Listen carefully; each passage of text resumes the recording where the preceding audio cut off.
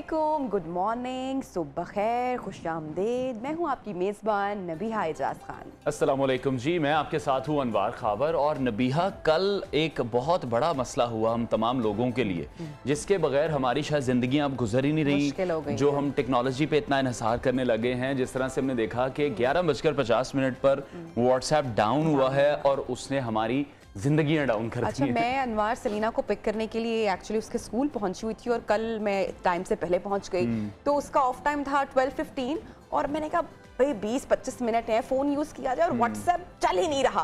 और ना जाने मैंने 2-3 बार पैकेज अपग्रेड कर दिया कि शायद इंटरनेट खत्म हो गया है। एक सिचुएशन थी, यही कंडीशन थी। मैं बार बार जो नेट की डिवाइस थी उसको ऑन कर रहा था, ऑफ कर रहा था, और उस नेटवर्क कंपनी को काफी अच्छे लफ्जों में याद कर रहा था कि इनकी सर्विसेज काफी खराब हो गई हैं। लेकिन कुछ देर बाद फिर हमने देखा कि लोग फेसबुक पर आए, ट्विटर पर आए और उन्होंने एक दूसरे से पूछना शुरू किया। और मतलब कितना इंपॉर्टेंट हो गया हमारा टेक्नोलॉजी पे, हम कितने ज्यादा डिपेंडेंट हो गए हैं। बिल्कुल, टेक्नोलॉजी पे हम जो इतना इन्हिसार कर रहे हैं और वाकई हम बिल्कुल भी कुछ देर अपने फोन के बगैर नहीं रह सकते। और किस तरह वो एक इस्तराब की कैफियत या बेचैनी सी हो जाती है, इस पर वैसे एक डिटेल सेगमेंट भी होना चाहिए जो हम इतने डिपेंडेंट हो चुके हैं कि ये हमारी जो साइकोलॉजी है उस पे किस तरह से असरअंदाज हो रहा है। आप सोचें ना कि हम अक्सर बच्चों को कहते हैं कि आपने फोन नहीं यूज करना, आपका स्क्रीन टाइम इतना है, लेकिन कभी पेरेंट्स ने खुद से सोचा है कि हम तो खुद शायद फोन के बगैर उस तरह से नहीं रह सकते हैं। बहरहाल व्हाट्सएप 2 घंटे के बाद दोबारा बहाल हो गया, लोगों को जो बेचैनी उनमें तब्दील हो गई। हम आगे बढ़ते हैं प्रोग्राम में और शामिल करते हैं अब टॉप स्टोरीज। सियासी पारा अपने अरूज पर, कप्तान ने तारीख दे दी, जुमे से लॉन्ग मार्च का आगाज होगा, काम पे किसकी टांगेंगी। सीनियर सहाफी अरशद शरीफ के बेहमाना कत्ल पर सियासत, कहानी उलझ गई या उलझाई गई। GHQ का हुकूमत से फौरी तहकीकात का मुतालबा, जुडिशल कमीशन असल हकाइक सामने ला पाएगा। T20 वर्ल्ड कप, कैंगरूज ने लंका ढा दी, पाकिस्तान का दूसरा इम्तिहान कल, क्या शाहीन गलतियों से सबक सीख पाएंगे। कराची में दूध की कीमतें बेकाबू, जानवरों के मरने का बहाना, गवाले लूटने लगे खजाना। सऊदी ऑयल रिफाइनरी का ख्वाब तकमील के करीब, वजीर आजम का दौरा सऊदी अरब कितना कामयाब। पाकिस्तान में बढ़ता हुआ घरेलू तशद्दुद, फनकार भी महफूज नहीं, घरेलू तशद्दुद के सबूत जमा करना कितने जरूरी है। बताएंगे बच्चों ने दौरान इम्तिहान आंखें छुपाने का अजीब अंदाज क्यों इख्तियार किया। लजीज खानों और गधों के बारे में भी अहम मालूमात होंगी आज के प्रोग्राम का हिस्सा। बहरहाल प्रोग्राम का आगाज करेंगे जो हैपनिंग हुई है कल। अनवार जो खान साहब मुसलसल बात कर रहे थे कि लॉन्ग मार्च होगा, लॉन्ग मार्च होगा, तो बिलाखिर इमरान खान साहब ने हकीकी आज़ादी मुहिम का आखिरी कार्ड खेलने का ऐलान कर दिया। पाकिस्तान तहरीक इंसाफ जुमे को लाहौर के लिबर्टी चौक से लॉन्ग मार्च का आगाज करेगी और इस मौके पर खान साहब ने जो कहा, वो उनका कहना था कि फजल रहमान साहब ने हमारे खिलाफ 2 मार्च किए, फिर बिलावल भुट्टो जरदारी ने भी एक मार्च किया, मरियम नवाज शरीफ साहिबा ने भी एक लॉन्ग मार्च किया जो कि वो गोजर खान में ही रह गया। और इस वक्त तो किसी को ख्याल नहीं आया उस वक्त के मुल्क के मुआशी हालात ठीक नहीं है। अब सबको याद आ रहा है कि जो मुल्क के मुआशी हालात हैं वो खराब हैं। तो ये लेकिन इस हवाले से हम देख रहे हैं कि जो टाइमिंग है वो बहुत ज्यादा इंपॉर्टेंट है, क्योंकि वजीर आजम शहबाज शरीफ सऊदी अरब में मौजूद हैं, चाइना के दौरे की बात की जा रही है, CPAC के रिवाइवल की बात की जा रही है, और इसको जो कनेक्ट कर रही हैं सियासी जमातें वो कर रही हैं 2000 जो धरना दिया था इमरान खान ने, तो वो उससे कनेक्ट किया जा रहा है कि जब भी चाइना से ताल्लुकात की बात होती है, CPAC की बात होती है, तो इमरान खान साहब सड़कों पर आ जाते हैं। और अभी भी टाइमिंग शायद बहुत ज़्यादा इंपॉर्टेंट है, क्योंकि अभी भी उन्हीं तमाम इशूज़ पर, टॉपिक्स पर बात हो रही थी। तो दूसरी तरफ हम देख रहे हैं कि अगर खान साहब निकल रहे हैं लॉन्ग मार्च के लिए, तो गवर्नमेंट भी रेडी बैठी है और उनकी जो तैयारियां हैं वो भी शायद आखिरी मराहिल में दाखिल हो चुकी हैं।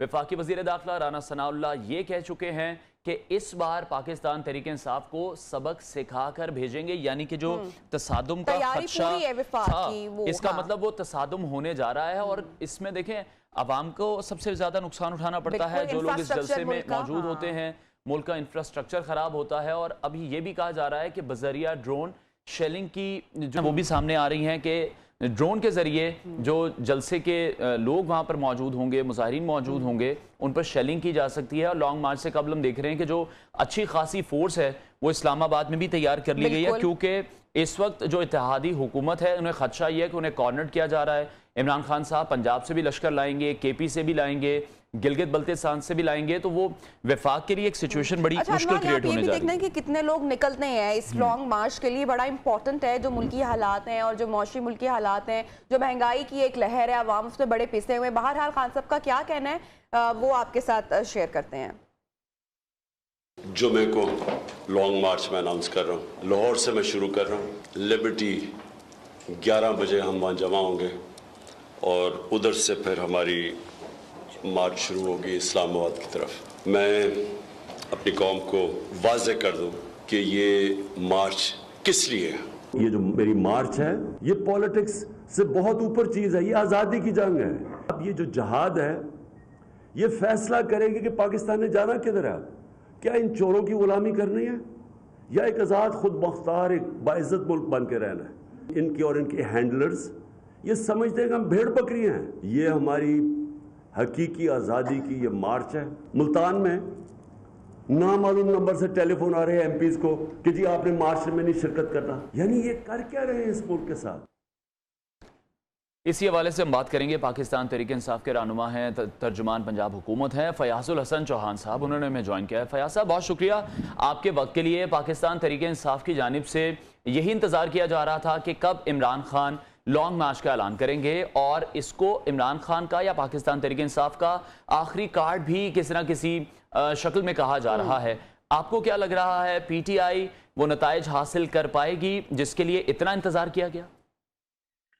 बिस्मिल्लाहिर्रहमानिर्रहीम। सबसे पहले तो मैं आपको खराज तहसीन पेश करूंगा नबी और आप इतने अच्छे तरीके से आपने स्पोर्ट्स पर्सन की हैसियत से अपने इंट्रो में उनका बाइटियस भी बयान किया, उस तरह से हमें डराया भी कि जनाब ड्रोन स्ट्राइक्स होंगी, ड्रोन के जरिए से शेल फेंके जाएंगे, जनाब सख्ती की जाएगी। चौहान साहब हमने कहाँ डराया, हम तो राना सनावला साहब की बात कर रहे थे। हम किसी को थोड़ी डराते हैं। जी जी फयाज साहब कंटिन्यू कीजिए।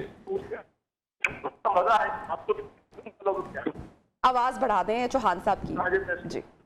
दूसरी चीज ये आपने कहा आखिरी कार्ड है, आखिरी कार्ड हमारे पास है।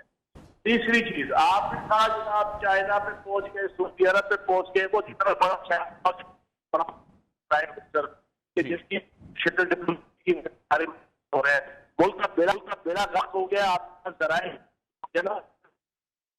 जो है ना वो गरीब है, मुल्क के अंदर महंगाई 10% है। वो जो डॉलर को लाया गया था कि डॉलर नीचे आएगा, डॉलर फिर ऊपर की तरफ जा रहा है, इकोनॉमी का सत्यानाश फिर चुका है। तो आप ये क्या अजीबोगरीब सी एक मंतक दे रहे हैं कि जनाब उधर जाके पता नहीं। चौहान साहब हम ये मंतक नहीं दे रहे, वजीर आजम शाहिद खाकान अब्बासी ने ये पॉइंट रेज किया है, हम उनका मैसेज आप तक कन्वे कर रहे हैं। वो दुनिया का निकम्मा आदमी है, उसके जितों में अकल है जरा शाहिद खाकान अब्बासी के, वो जना आने शरीफ के घर के जरा खादम है, उनका मुलाजिम है।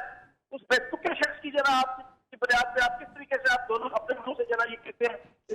देखिए मीडिया का काम तो है खबर बताना। हम आपकी खबर पर, हम आपकी बात पर एनालिसिस नहीं कर रहे, हम आपको खबर पहुंचा रहे हैं। चौहान साहब आपसे तो हम सिर्फ जानना चाह रहे हैं ना कि क्या तैयारी है, क्योंकि विफाक भी डराने की धमकाने की बात, खुदा मतलब माफ करे, हमने क्यों इस तरह की बात करनी। राना सनाउल्लाह साहब जिनके सपोर्ट सारी जिम्मेदारी है, उनका स्टेटमेंट सर हमने आपके साथ शेयर किया और उस पर बात कर रहे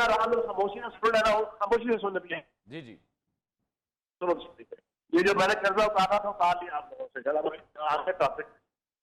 अच्छा अब ये है हम 44% महंगाई के खिलाफ लॉन्ग मार्च है, पाकिस्तान की आवाम से जीने का हक छीनने के खिलाफ लॉन्ग मार्च है, पाकिस्तान की आवाम से मरने का हक छीनने के खिलाफ लॉन्ग मार्च है, पाकिस्तान की आवाम से इज्जत और वकार के साथ जीने का हक छीनने के खिलाफ लॉन्ग मार्च है, पाकिस्तान की आवाम को गैर मुल्की ताकतों का गुलाम बना देने के खिलाफ लॉन्ग मार्च है।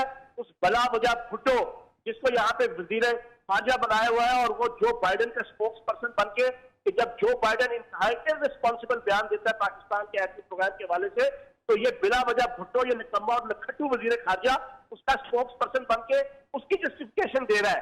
तुझा ये कि वो उसकी आंखों में आंखें डाल के कहता है कि हु हेल आर यू, तो होते तो वो पाकिस्तान के सबसे महफूज एक्टिव प्रोग्राम के खिलाफ बात करने की। अच्छा लॉन्ग मार्च है इस प्राइम मिनिस्टर के खिलाफ कि जिसके ऊपर 16 अरब से लेकर 25 अरब के जनाब वो चीजें प्रूफ हो चुकी थी, इसका पूरा खानदान करप्शन के अंदर इन्वॉल्व है, लेकिन आज वो मिनिस्टर बन के अपने सारे NROs देकर 1150 अरब के अपने जनाब केसेस। लेकिन चौहान साहब ये तमाम केसेस आपके दौरे हुकूमत में चले? नहीं भाईजान, आपकी इत्तला के लिए अर्ज है, नहीं बने नहीं, चले हैं, चले जो है बने उनके दौर के अंदर भी उसमें से आधे जी 1150 अरब के जो है ना, उनमें से सिर्फ 10% हमारे दौर में बने हैं। उससे बाकी जो बने थे वो इनके अपने दौर में एक दूसरे के खिलाफ बने हुए थे किताबे वाला। तो इंशाल्लाह सिंपल सी बात है, सुलह हो कि जंग हो, इमरान खान के संग हो। सर अगर जंग होगी तो सर बिल्कुल आप इमरान खान के संग हैं, लेकिन नुकसान अवाम का होता है हमेशा से। किसका होगा इसमें? क्योंकि ऐसा लग रहा है कि पूरी तैयारी कर चुका है विफाक। अगर तसादुम होता है तो कौन भुगतेगा नताइज? और जैसे कि जो इस वक्त जो हुकूमत है, इत्तेहादी हुकूमत है, वो साफ साफ कह चुकी है कि चाहे कोई भी धरना हो, लॉन्ग मार्च हो, इंतखाबात तो अपने वक्त पर ही होंगे। तो सर फिर क्या गेन करेंगे इससे? आप सुन लो नदिया साहिबा, आप मुझे बताएं, क्या लॉन्ग मार्च, क्या स्टेशन, क्या धरने, ये आजादी इजहार राय में नहीं आता? क्या ये आइन के मुताबिक नहीं है? क्या ये सर अगर पुरअमन हो तो एतराज नहीं, यही बात होती है जी। अभी कटौती क्यों हो? जवाब पे सवाल जी फरमाइए। अजीब किस तरीके है कि आप सवाल पूछने के जरा 10 सेकंड बाद आप दोबारा। सर आप गुस्सा क्यों कर रहे हैं? सर आप गुस्सा मत करें, मैं आपसे बड़े प्यार से तहम्मुल से बात कर रही हूँ, गुफ्तगू कर रही हूँ, जानने की कोशिश कर रही हूँ। आप माइंड कर रहे हैं सर, मैं आपसे बिल्कुल बात कर रही हूँ, कॉन्वर्सेशन कर रही हूँ ना। बताया हुआ है पहले भी कि मैं कम से कम इस अंदाज से जना। सर आपको टोका नहीं है, अपना कमेंट रखा है ना, मुझे भी तो जरा 2 मिनट सुनो। आजादी है ना इजहार राय की, सिर्फ कमेंट कर रही हूँ, बीच में गुफ्तगू कर रही हूँ, आप गुस्सा कर जाते हैं। जवाब सुनने को आप तैयार ना हो। सर मैं जवाब जी आप कंटिन्यू कीजिए, आप कंटिन्यू कीजिए। जब आप सवाल पूछो, आप सर मैंने सवाल पर सवाल नहीं किया, सर सवाल पर सवाल नहीं किया, सर पैनिक नहीं क्रिएट करें।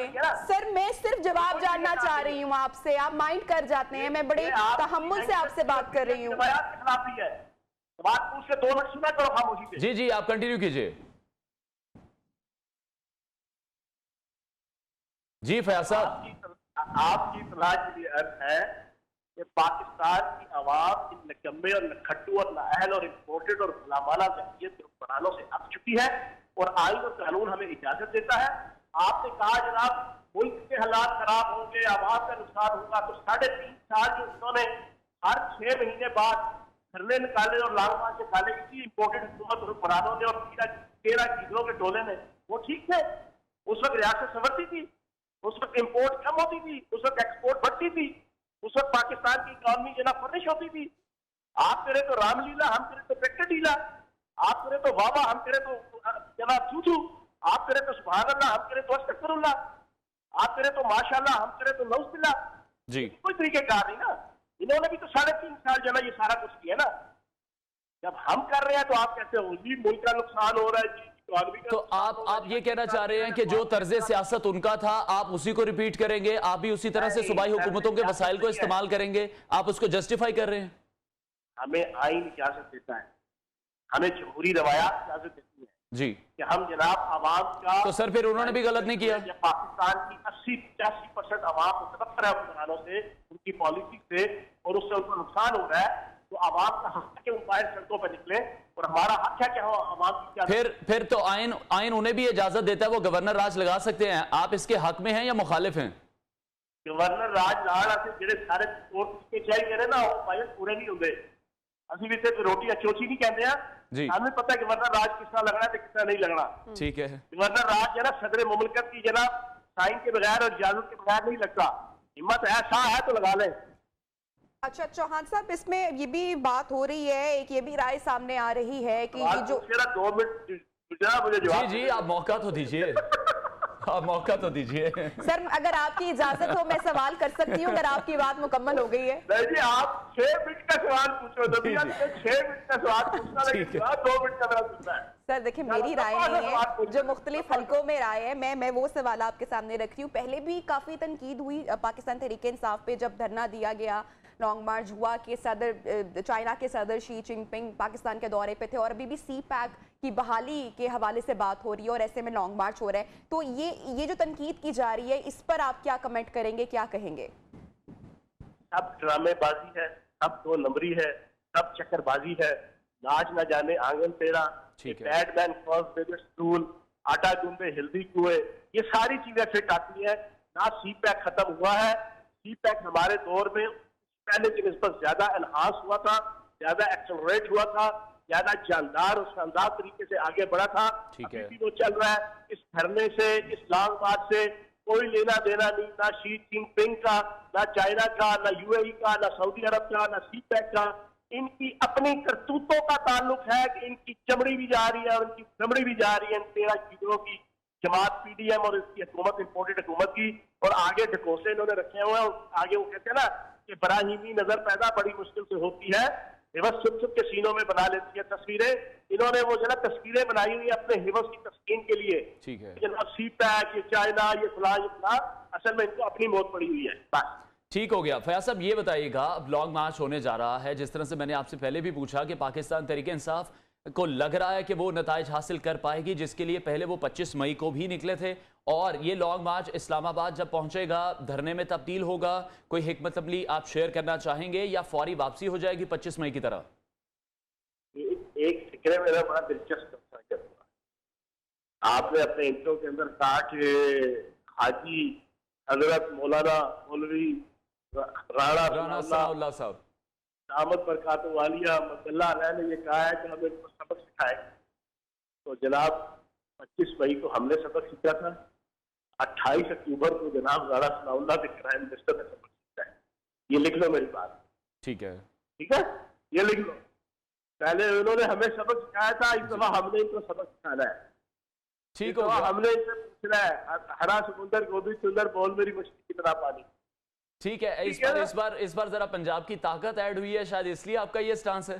नहीं, ताकत की बात नहीं है। देखो, बात यह जुल्म, जबर, इस्तेसाल, इस्तेहसाल, मुदाखती, बदमाशी, चादरदीवारी की तबाही, कत्ल गारत गरी करके आप बंदों को रोक ले तो आप कह कि हमने जमहूर की आवाज बंद कर दी। ये क्या बात हुई? जमहूरियत के अंदर लोगों को आने दो ना। जमहूरियत तो ये है कि बंदों को गिनो, आप लोगों को आने दो। जिसकी जो राय है, जो आपसे नफरत करते हैं या जो आपसे मोहब्बत करते हैं, उनको ओपनली अपना इजहार करने दो। अच्छा फयाज साहब, एक आखिरी चूंकि ब्रेक पर जाना है, एक शॉर्ट कमेंट आपसे लूंगी चूंकि ब्रेक का कहा जा रहा है। कल मरियम नवाज शरीफ साहिबा ने सोशल मीडिया पर भी एक पैगाम जारी किया। हमें पता है एक बड़े दुख की घड़ी हुई। अरशद शरीफ साहब जो कि पाकिस्तान के नामवर सहाफ़ी हैं, कीनिया में जो इंसिडेंट, जो हादसा पेश आया, उस हवाले से मरियम नवाज शरीफ साहिबा की भी एक ट्वीट सामने आए जिस पर बाद में उनको डिलीट करना पड़ा, माजरत भी करनी पड़ी। अगर आपकी नजर से गुजरी है तो उस पर कुछ शॉर्ट कमेंट करेंगे आप? शॉर्ट कमेंट उस पर यह है, अरशद शरीफ के हवाले से बेगम सफदर ने जो ट्वीट किया उससे साबित होता है कि बेगम सफदर की पाकिस्तान तो क्या दुनिया जहां में कहीं पे इज्जत नहीं।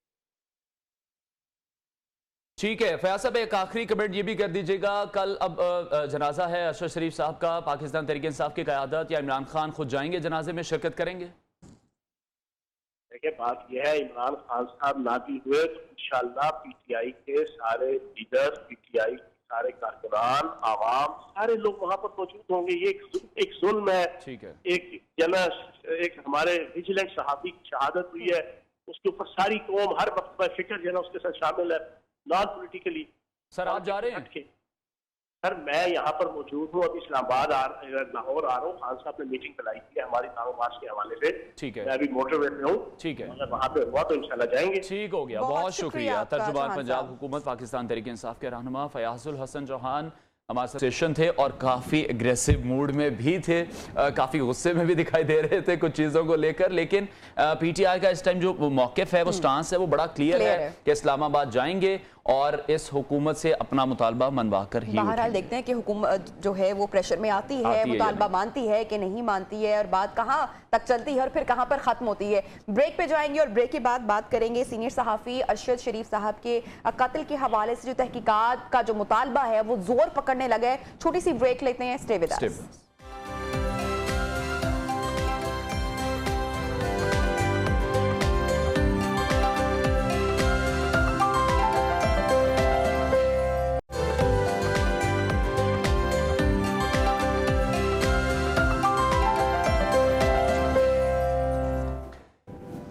Welcome back. अब बात करेंगे सीनियर सहाफ़ी अरशद शरीफ के कत्ल के हवाले से, जिसकी तहकीकात का मुतालबा ज़ोर पड़ने लग गया है और जिस पर काफ़ी ज़्यादा बात हो रही है। सोशल मीडिया पर भी बात हो रही है और मेन स्ट्रीम मीडिया पर भी बात की जा रही है। सीनियर सहाफ़ी अरशद शरीफ का जस्द खाकी इस्लामाबाद पहुँच चुका है और उनकी नमाज जनाजा कल अदा की जाएगी, मगर मरहूम का जो कत्ल है वो ताहाल मुअम्मा बना हुआ है। जिस तरह की स्टेटमेंट कीनियन पुलिस की जानिब से सामने आ रही हैं, डेली बेसिस पर हम देख रहे हैं कि मुतज़ाद इत्तलात हैं और अभी गाड़ी में मशकूक फ़र्द की मौजूदगी पर भी सवाल हो रहे हैं कि डे बाय डे जो पुलिस का भी स्टांस है वो चेंज हो रहा है। पहले ये कहा जा रहा था कि कोई बच्चा भी गाड़ी में मौजूद है और अगर बच्चा गाड़ी में मौजूद है तो किस तरह से गाड़ी पर डायरेक्ट फायर खोला जा सकता है। लेकिन जो अफसोसनाक सूरत हाल है वो ये है कि इस दौरान मुल्क में अरशद शरीफ की इस शहादत पर, इस शर्मनाक वाक़े पर अभी भी सियासत की जा रही है। बड़ा मेरे ख्याल से ये दुख का लम्हा है और इसी हवाले से तनकीद भी की जा रही है, सवालात भी उठाए जा रहे हैं। सोशल मीडिया पर भी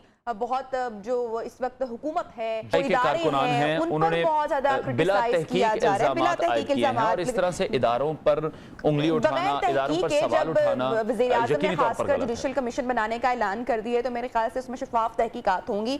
बहरहाल जो एक तनकीद चल रही है पीटीआई की जानिब से भी, खान साहब ने भी बहुत क्लियर कट बोला। वो क्या बोला वो तो प्रोग्राम में हम आपको बहरहाल आगे बताएंगे। तो इदारों पर जो इल्जामात लगाए गए उसके हवाले से जीएचक्यू ने भी हुकूमत को खत लिखा, फौरी तहकीकात का मुतालबा करवाया। क्या कहा गया है डीजी आईएसपीआर की जानिब से, वो देख लेते हैं। बदकिस्मती से बहुत ज्यादा इन चीजों के ऊपर लोग इल्जाम तराशियां करते हैं और साने को जवाब बनाकर मन घड़त और बेबुनियाद इल्जामात लगाए जा रहे हैं और मेरे ख्याल में इन तमाम चीज़ों को टैकल करने के लिए एक थॉरो इन्वेस्टिगेशन और थॉरो तहकीक बहुत ज़रूरी है ताकि इन सबको ये जवाब मिल सके। और मैं समझता हूँ ये तहकीकात सिर्फ इन्हीं सर्कमस्टांसेस की नहीं होनी चाहिए कि वहाँ पे क्या हुआ, बल्कि इन सर्कमस्टांसेस की भी होनी चाहिए कि अरशद शरीफ साहब को पाकिस्तान से जाना क्यों पड़ा, किसने उनको मजबूर किया यहाँ से जाने पे, वो कैसे गए, इस दौरान कहाँ पे रहे और what were the circumstances leading to... दूसरी जानिब पाकिस्तान तहरीक इंसाफ के सरबराह खान साहब का जो स्टेटमेंट सामने आया पेशावर में जब वो खिताब कर रहे थे तो उन्होंने बड़ा क्लियर कट बोला कि मुझे बहुत पहले से इतला मिल चुकी थी, खबर थी कि अरशद शरीफ के साथ कुछ इस तरह से अनहोनी होने वाली है। और उन्होंने कहा खान साहब ने कि मैंने बहुत पहले सीनियर सहाफ़ी को कह दिया था कि वो मुल्क छोड़कर चले जाएं, जिसके बाद वो हमने देखा कि चले भी गए, लेकिन वो नहीं मान रहे थे। बहरहाल जब वो गए और फिर खान साहब का इस बारे में मजीद क्या कहना था, एक नजर डालते हैं।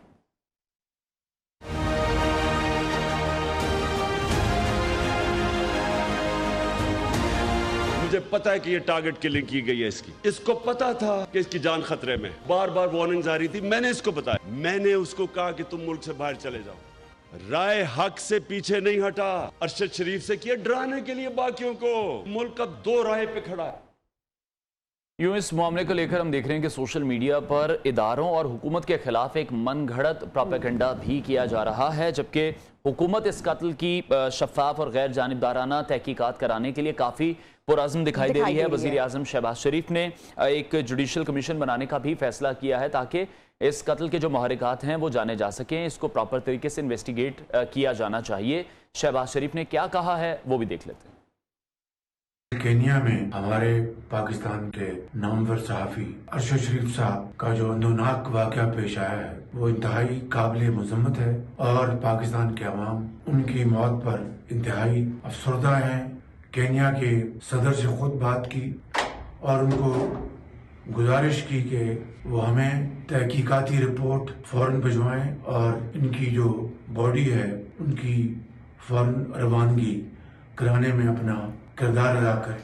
इसी पूरे केस के हवाले से बात करते हैं पाकिस्तान की एंकर पर्सन, सहाफ़ी, जर्नलिस्ट मारिया मेमन साहिबा, जिन्होंने एक तवील अरसे तक एक ही इदारे में अरशद शरीफ के साथ काम किया। उनसे बात करते हैं। Thank you so much Maria, आपने ज्वाइन किया हमें इन न्यू पाकिस्तान। अरशद शरीफ साहब का बहिमाना कत्ल और वज़ीर आज़म साहब ने अब जुडिशल कमीशन बनाने का ऐलान किया है। क्या आपको होप है, उम्मीद है, तवक्को है कि इसकी शफाफ तहकीकात हो पाएंगी? देखें जी, इस मुल्क के अंदर माजी में क्या क्या नहीं हुआ। मुंतखब वज़ीर आज़म को सरेआम गोली मार दी गई, खुदकुश हमलों के अंदर वो शहीद किए गए। लेकिन कभी जो भी तहकीकात हुई ना वो उस तरह से मंजर आम पे आई और ना ही उस पर कोई एक्शनेबल स्टेप्स लिए गए। मेरा ख्याल है तभी ये हालत है कि आज 75 साल बाद भी हम वहीं खड़े हैं बतौर कौम। ये जुडिशल कमीशन बनाया जाए, बड़ी अच्छी बात है, शुक्रिया बनाने का, जब वो इंसान जिंदा था और इधर से उधर अपनी जमानतें कराने के लिए भाग रहा था और हर किसी को बताता था कि उसकी जिंदगी खतरे में है। वो जब वो सेडिशन के पर्चे भुगता रहा था, जब उसकी तरफ से सदर पाकिस्तान को खत लिखा गया था और अगले दिन सदर पाकिस्तान ने वज़ीर आज़म पाकिस्तान को एक खत भेजा कि भाई अरशद शरीफ कह रहा है कि उसकी जान को खतरा है, तब तो किसी का दिल नहीं उस वक्त उसमें दुख हुआ, इसको दर्द हुआ। आज चूंकि वो दुनिया में नहीं है तो अब इनकी फुर्तियां चेक करें। जो सवालात उठाए जा रहे हैं, बजाय इसके कि सवालात के जवाब हम हुकूमत से मांगे, हुकूमत पता नहीं किससे सवाल के जवाब मांग रही है कि भाई मुल्क छोड़ के जाना क्यों पड़ा, दुबई से जाना क्यों पड़ा, ये किससे सवालों के जवाब मांग रहे हैं? भाई आप हुकूमत है, आप हमें तहकीक करके बता दें कि भाई ये वजूहात हैं। जो हमें मालूम है वो ये है कि अरशद 5 जुलाई से बार बार ही बता रहा था कि उसको थ्रेट्स महसूस हो रही हैं, वो मुल्क से नहीं जाना चाहता था, चला गया, वहां पर भी उसके लिए जमीन तंग की गई दुबई। बिलावल भुट्टो साहब बताएं कि दुबई छोड़ के क्यों जाना पड़ा, अगर नहीं उनको मालूम तो पता करें कि अरशद को वहां पे जब उसको वैलिड वीजा था तो क्यों कहा गया कि 48 घंटे में वो ये मुल्क छोड़ दें। फिर किनिया में जब ये वाकया हुआ तो क्या हुकूमत पाकिस्तान ने अपनी भरपूर रिसोर्सेज खर्च की इसके बॉटम तक पहुंचने के लिए, या उन्होंने वही के जो लोकल पुलिस स्टेटमेंट को ही काफी समझा? तो ये सारे सवालात तो हम पूछना चाहते हैं इनसे। बहरहाल ये पता नहीं किससे पूछेंगे। माजी में जो जुडिशल कमीशन बने उनकी रिपोर्ट सामने आई, क्या हुआ? कुछ भी नहीं हुआ। एक जिसे कहते हैं ना गोंगलों से मिट्टी झाड़ने वाली एक एक्सरसाइज है। मारिया, आप ये समझती है कि हुकूमत पाकिस्तान, कीनियन पुलिस और जो आलमी तहकीकाती इदारे हैं, इनकी एक जॉइंट इन्वेस्टिगेशन टीम बननी चाहिए, तभी ये मामला हल हो सकेगा, इसकी शफाफियत पर फिर सवाल नहीं उठेंगे?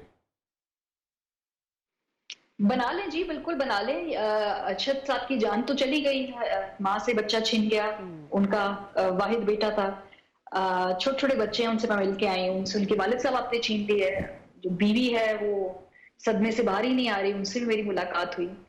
तो आप कर लें, सारी तहकीकात कर लें, जरूर हमें भी बताएं, क्योंकि वहां पे तो कीनियन मीडिया खुद सवालात उठा रहा है कि ये बोगस पुलिस मुकाबला, ये झूठा पुलिस मुकाबला, ये it doesn't make sense to them.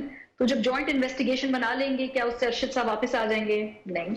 हम जिंदा लोगों को जब वो चीख चीख के बता रहे होते हैं कि उनको रियासत की मदद की जरूरत है, उसको मदद नहीं करते, उनके मरने के बाद हम जो है उसके ऊपर एक्ट करते हैं। ये पहली मर्तबा नहीं हुआ, ये माजी में भी होता रहा और अरशद का केस भी उससे डिफरेंट नहीं होगा।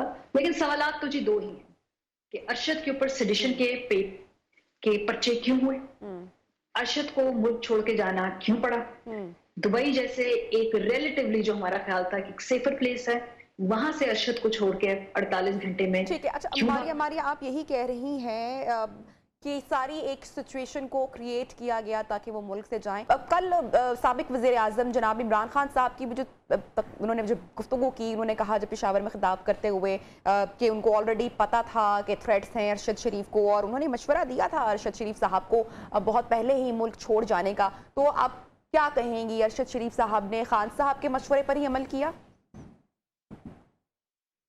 देखिए, खैबर पख्तूनख्वा की जो हुकूमत थी, जो DIG CTD थे, उन्होंने बाकायदा एक थ्रेट लेटर अलर्ट जो था उसको जारी किया था, वो अरशद साहब को भी दिया गया और ये बताया गया। शुरू में हमें इस तरह की बड़ा मजा आता था कि हम ऑफिस में जब बैठे गप्पे मारते थे तो अरशद साहब ऑफिस में ही होते थे और कहते थे आज मुझे जो है थोड़ा सा लगता है कि मुझे सिम बदल देनी चाहिए है, मुझे आज थोड़ा ये फील हो रहा है कि कहीं मैं आज उठाया ना जाऊं। और वो तो खैर वक्त आया या नहीं आया, लेकिन जिस दिन अरशद साहब ये छोड़कर गए मुल्क, उस दिन बहुत ज्यादा सीरियस थ्रेट्स और उस दिन उनको शायद ये यकीन हो गया था कि अगर वो इस मुल्क में रहे तो वो शायद जिंदा ना रह सकेंगे। थ्रेट लेवल का परसेप्शन उनका इस लेवल का था कि उनको सुबह जाना पड़ा, वरना वो मुल्क से जाना नहीं चाहते थे। एंड आई नो उन्होंने कई दफा उनको कहते थे कि आप चले जाए, उन्होंने कहा मैं इस दफ्तर में बैठा हूँ, जिसने आना है इधर ही आ जाए। फिर एक दफा एयरपोर्ट जाके टिकट फाड़ कर आ गए और सब कहते थे इनके घर वाले किसने समझाएं, पर ठीक है। मारिया ये बताएगा, आप अरशद शरीफ की कुल एक लंबे अरसे तक आपने उनके साथ काम किया है, उन्होंने आपसे पर्टिकुलरली कभी जान के खतरे के हवाले से कभी बात की हो? देखिए हमें क्या बताना है, उन्होंने तो सदर पाकिस्तान को 15 या 14 जुलाई को खत लिखा हुआ था, मतलब that is like open for public consumption कि भाई उनको खतरा है। फिर वो खत एक्चुअली प्रेसिडेंट साहब ने प्राइम मिनिस्टर को लिखा, तो हमसे तो वो क्या बात करेंगे जब वो एक मुल्क की रियासत के सरबराह को, सुप्रीम कमांडर को वो खत लिख रहा है, तो इसका मतलब है कि he feels unsafe in his own country. और अगर कभी हमको कहते भी थे कि भाई जरा लो प्रोफाइल हो जाएं, जरा रिलैक्स करें कुछ दिन, इतना ज्यादा अग्रेसिव अपना जो है जो बयानिया है उसको जरा छोड़ दें, पर नहीं, वो नहीं मानते थे, उनकी कन्विक्शंस थी, वो कन्विंस थे कि जो वो पॉइंट ऑफ व्यू उनका है और जो उनका नैरेटिव है वो सही है, और उसकी बेसिस पे ही वो बात करते थे। सो हमसे क्या बात करनी, हम तो उनसे खुद कहते थे जी कि अगर कोई प्लीज खतरा हमें लगता है। बहुत शुक्रिया मारिया मेमन हमारे सेशन थी। यहाँ पे सवाल ये कि सहाफी जो कि दूसरों के लिए आवाज बुलंद करते हैं, दूसरों के हक की बात करते हैं, दूसरों को इंसाफ दिलवाने की बात करते हैं, इस खास इंसिडेंट के बाद पाकिस्तान में अब तर्ज सहाफत क्या तब्दील होगी, अब ये एक बहुत एक सवाल है जो आपके लिए भी हम जनाब छोड़े जा रहे हैं। ब्रेक लेते हैं, ब्रेक के बाद आपको ज्वाइन करते हैं। स्टे विद अस।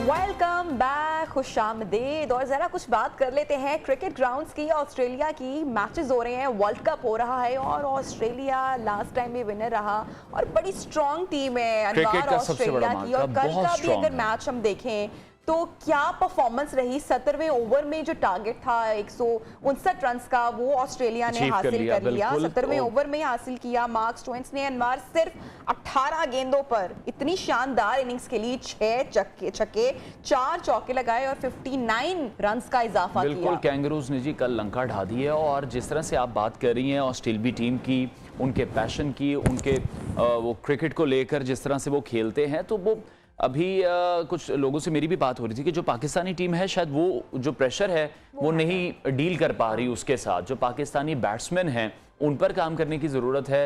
ये जो माइंडसेट है उसको चेंज करने की ज़रूरत है कि अगर ओपनर नहीं चले तो मिडिल ऑर्डर भी काम नहीं करेगा। अक्सर इंडिया के मैच में हुआ, ओपनर्स नहीं चले लेकिन मिडिल ऑर्डर ने हमें सहारा दिया। एक तो हम इंडिया के मैच से बाहर नहीं आ पाते कभी भी ना, जब इस तरह की कोई हार हो जाए तो बड़ा मुश्किल हो जाता है।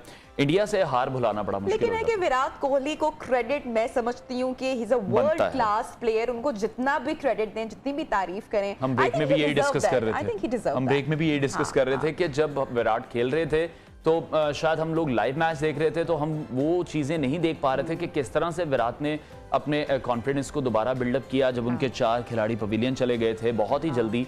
लेकिन किस तरह से वो मैच में वापस आए और फिर उसको जो मैच वो हार रहे थे उन्होंने उस मैच को बिल्कुल वन साइडेड बना दिया। तो तवक्कुआत हमारी पाकिस्तानी टीम से भी यही है क्योंकि आगे जो मार्के होने जा रहे हैं अब अगर मगर वाली सिचुएशन खत्म हो चुकी है। पाकिस्तानी टीम को परफॉर्म करना है, हर मैच जीतना है, तभी हम सेमीफाइनल्स में पहुंचेंगे। पाकिस्तानी टीम को टीम की सूरत में परफॉर्म करना है। वो ये नहीं कि आपका सारा जो इन्हिसार है वो किसी एक शख्स पे हो। वो एक आउट होता है, बाबर रिजवान फॉर एग्जांपल जाते हैं तो वो जो प्रेशर है वो अगले प्लेयर्स को संभालना बड़ा जरूरी है। बाहर कल का मैच भी बहुत ही इंपॉर्टेंट है क्योंकि पाकिस्तान ऑब्वियसली पहली शिकस्त हुई है पाकिस्तान को इंडिया से, तो कल के मैच पे बात कर लेते हैं। बिल्कुल, स्पोर्ट्स जर्नलिस्ट हैं शुएब जट हमारे साथ मौजूद हैं। शुएब, बहुत शुक्रिया आपके वक्त के लिए।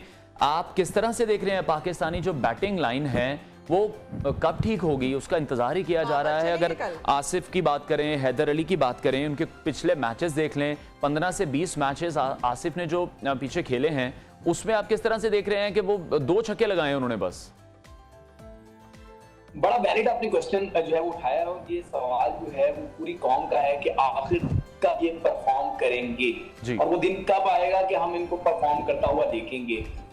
वंस इन ब्लू मून वाला ये मामला है कि एक मैच में परफॉर्म करते हैं और अगले 8-10 मैच में इनका बल्ला खामोश हो जाता है। इनका बल्ला खामोश हो जाता है तो फिर हम मुश्किल में पड़ जाते हैं। और अब ये कोई बायलैटरल सीरीज नहीं है, ये इवेंट जो है वो 2 साल बाद होना होता है T20 वर्ल्ड कप। तो अगर अभी इनका बल्ला नहीं चलेगा तो फिर हमें 2 साल मजीद इंतजार करना पड़ेगा। तो यकीनी तौर पे इन पे जिम्मेदारी है, लेकिन मैं बताऊं कि कुदरत आपकी बहुत मेहरबान है, पाकिस्तान पे कुदरत बेतहा मेहरबान है। यही वजह है कि अब आप देखिए जनूबी अफ्रीका और जिम्बाब्वे का मैच जो है वो नो रिजल्ट हुआ है, जिस वजह से दोनों टीमों को एक पॉइंट मिल गया। तो पाकिस्तान जो है वो बेशक पहला मैच हार गया, लेकिन उसको ये एडवांटेज है कि उनका मैच जिस टीमों से है, क्योंकि ये 3 टॉप टीमें थी कि पाकिस्तान, जनूबी अफ्रीका और इंडिया, ये इस ग्रुप से, इनमें से 2 इस ग्रुप से आगे जाएंगी। तो अब जनूबी अफ्रीका मैच खेल के भी नीचे आ गया है, आपने एक मैच हारा हुआ है बड़ी टीम से, अब आपको 3 छोटी टीमों से मैच खेलना और एक तगड़ी टीम यानी कि जनूबी अफ्रीका से मैच जीतना है। तो अब पाकिस्तान बेहतर पोजीशन में, कुदरत साथ दे रही है, लेकिन क्या ये खुद कुदरत के उस इनाम को जो अल्लाह ताला उनको दे रहा है, क्या ये पूरी करना चाह रहे हैं? लेकिन तो ये देखें ना, ये इनाम कुदरत तो दे रही है, ऊपर वाला तो शोएब दे ही रहा है, वी आर ब्लेस्ड, लेकिन हमें डिसीजंस भी अच्छे करने पड़ेंगे, परफॉर्मेंस भी अच्छी करनी पड़ेगी, उसके बाद ही जाकर कुछ रिजल्ट्स हासिल होंगे। अब देखें ना टीम कितने मसाइल का शिकार है, शाहीन शाह अफरीदी फिटनेस के मसाइल से 2-4 है, नजर आ रही है।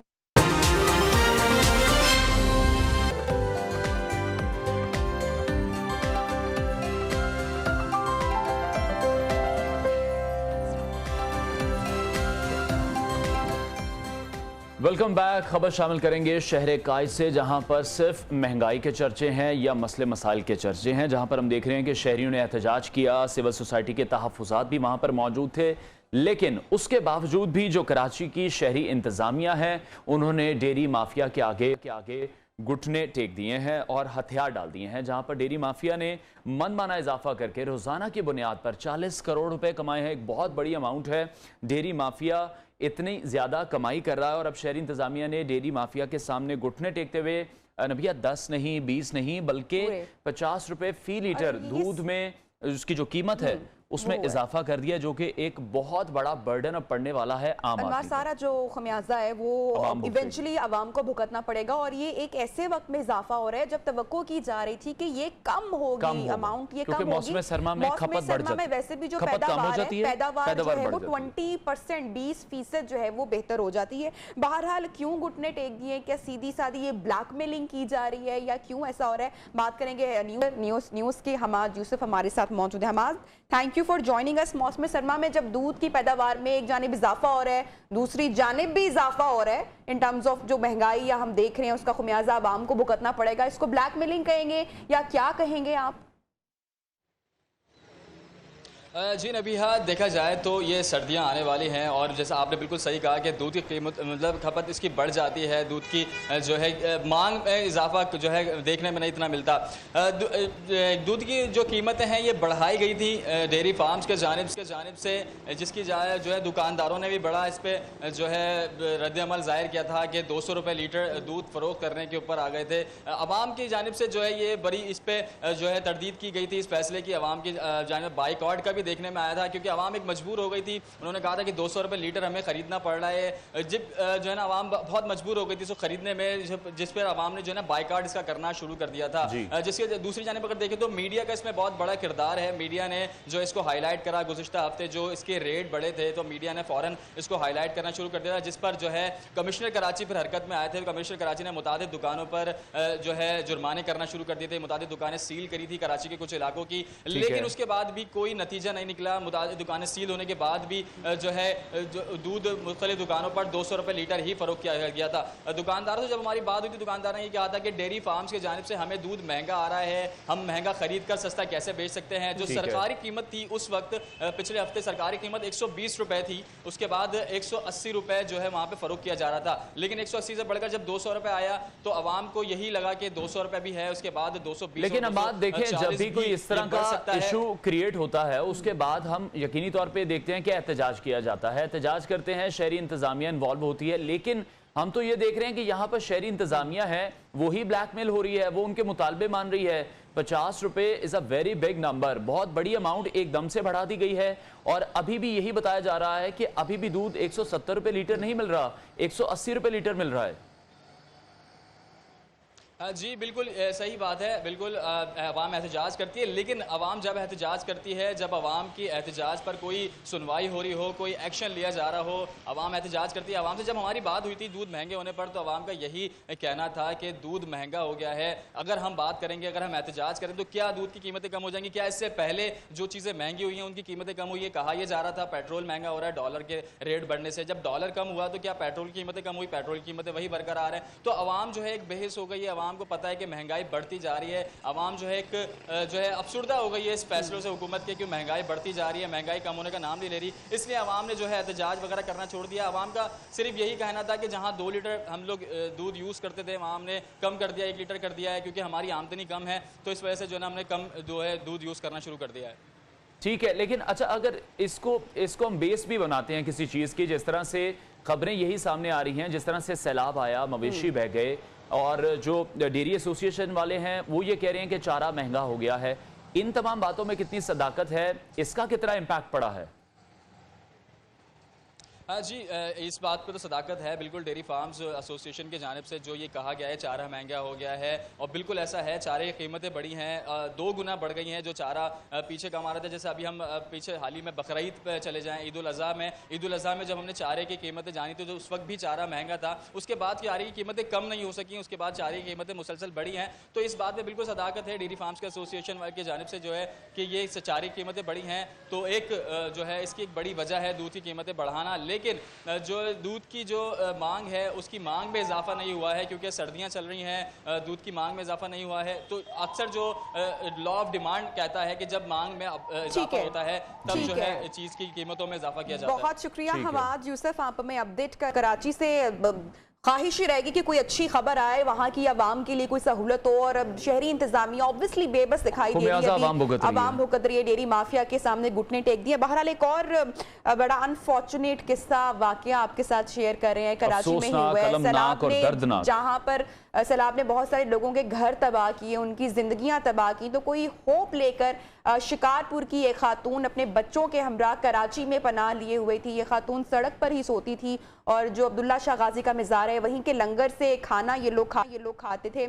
और ऐसे में इस खातून की बेटी के साथ ज्यादती का बड़ा ही अफसोसनाक ये वाकया रिपोर्ट हुआ है, पेश हुआ है। और शर्जीली नाम मेमन साहब की ट्वीट भी आई है बल्कि इसके ऊपर उन्हें किस तरह से इसको लफ्जों में बयान किया जाए कि राशन का लालच देकर बच्ची को वहां से ले जाया गया है। और अभी देखिए ट्वीट आना इज नॉट इनफ। मेरा ख्याल है जब तक इन पर कार्रवाई सख्ती से ना की जाए, कोई सख्ती से एक्शन ना किया जाए, तब तक ये जो अनासिर हैं ये शायद बाज नहीं आएंगे। और इस हवाले से जो सख्त सजाओं का कानून है उसको इम्प्लीमेंट होना बहुत ज़्यादा ज़रूरी है। तो इस खबर में हम देख रहे हैं कि 3 दिन गुजरने के बाद इज्तिमाई ज़्यादती के जो मुल्ज़िमान थे पुलिस ने उनको गिरफ्तार किया है। मुल्ज़िमान की शनाख्त गुलाम रसूल और खालिद उनके नाम से की गई है, जबकि शर्जील इनाम मेमन ने ट्वीट करके बताया कि गिरफ्तारी हुई है, सीसीटीवी फुटेज से मदद ली गई थी। सजा कब मिलेगी ये सवाल है। गिरफ्तारियां तो हो जाती हैं, मुजरिमान पकड़े जाते हैं, लेकिन उनको इबरत का निशाना कब बनाया जाएगा? और ज्यादती का ये कोई एक वाकया नहीं है, या जो मीडिया पर कितने बेशुमार वाकयात रिपोर्ट होते हैं।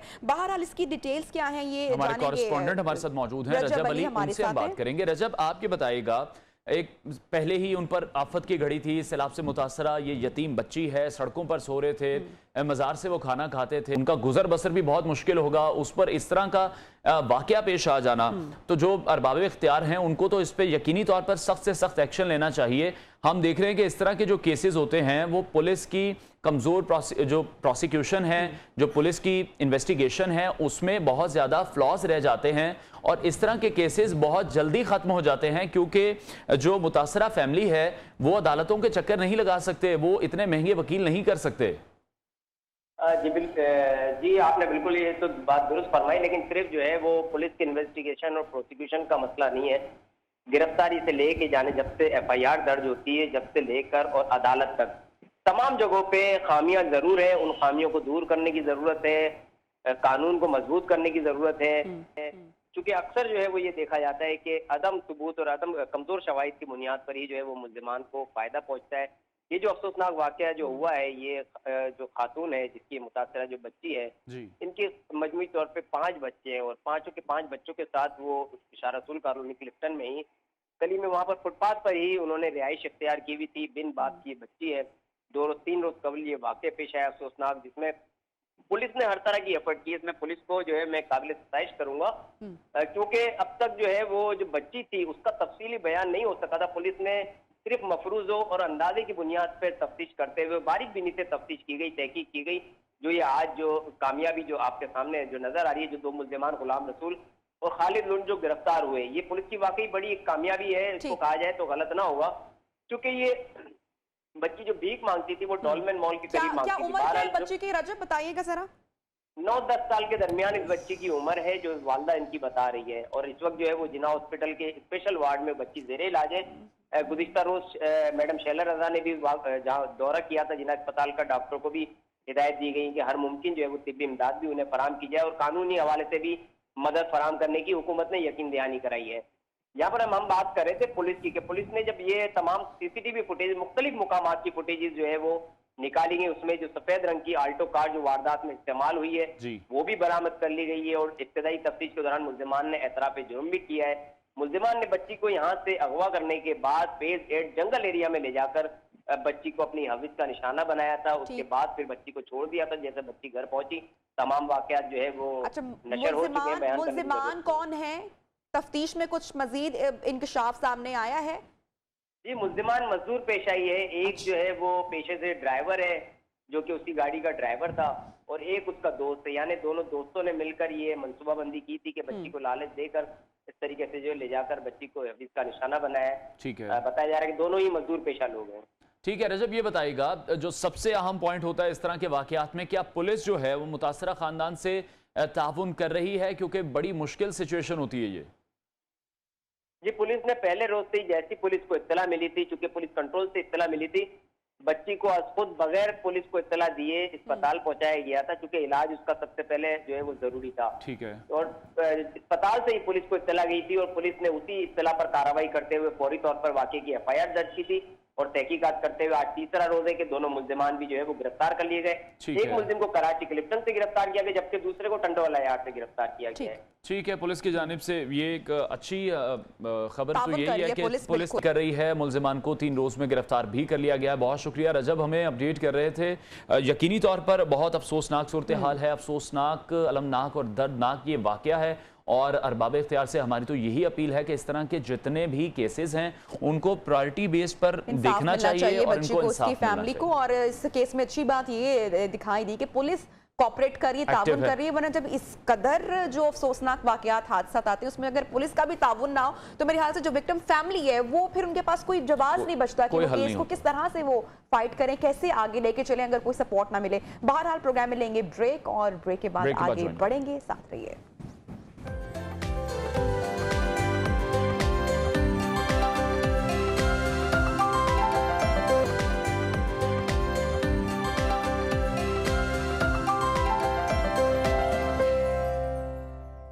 Welcome back. नबिया, अच्छी खबरें आने का सिलसिला शायद शुरू हो चुका है और अच्छी खबर सऊदी अरब से आ रही है कि ऑयल रिफाइनरी लगाने पर जो तवानाई के बढ़ते हुए बहरान के पस मंज़र में पाकिस्तान के लिए एक बड़ी खुशखबरी ये है कि इस मुश्किल वक्त में, हर मुश्किल वक्त में काम आने वाला जो हमारा बरादर इस्लामी मुल्क है सऊदी अरब, वो हब में एक रिफाइनरी और पेट्रोकेमिकल कॉम्प्लेक्स के क़याम के लिए $12 अरब की सरमायाकारी के लिए तैयार हो गया है। Finally a very good news for Pakistan, जिस पे हम देख रहे हैं कि इक़्तिसादी शोबों के मुख्तलिफ मनसूबों में $21 अरब की सरमायाकारी के लिए दोनों मुल्कों में जो साबका हुकूमत के दौरे हुकूमत में फरवरी 2019 में मफाहमत की याददाश्तों पर दस्तखत हो गए थे।